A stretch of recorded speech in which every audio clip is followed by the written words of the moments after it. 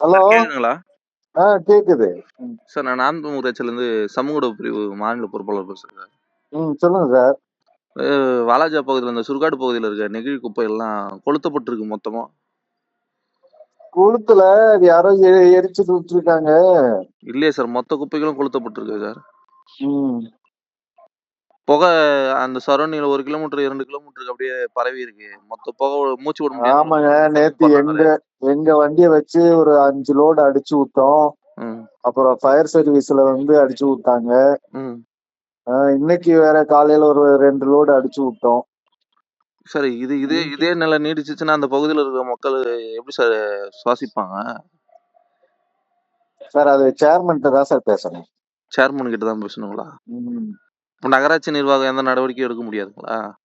இல்ல, அப்புறம் எப்படி எங்க கொட்டுறது குப்பைய? சார், குப்பை கொட்டுறதை கேட்கல சார். குப்பை கொட்டி இருக்கிறீங்க, அதுக்கு மனு கொடுத்துருக்கோம். அதுக்கு முறையா நீங்க நடவடிக்கை எடுங்க.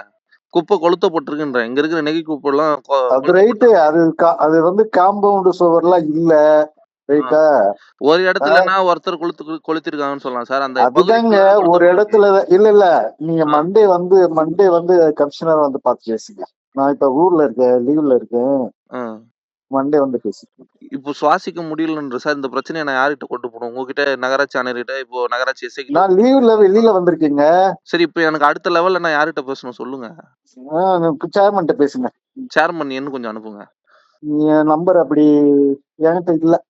உங்ககிட்ட இல்லீங்களா?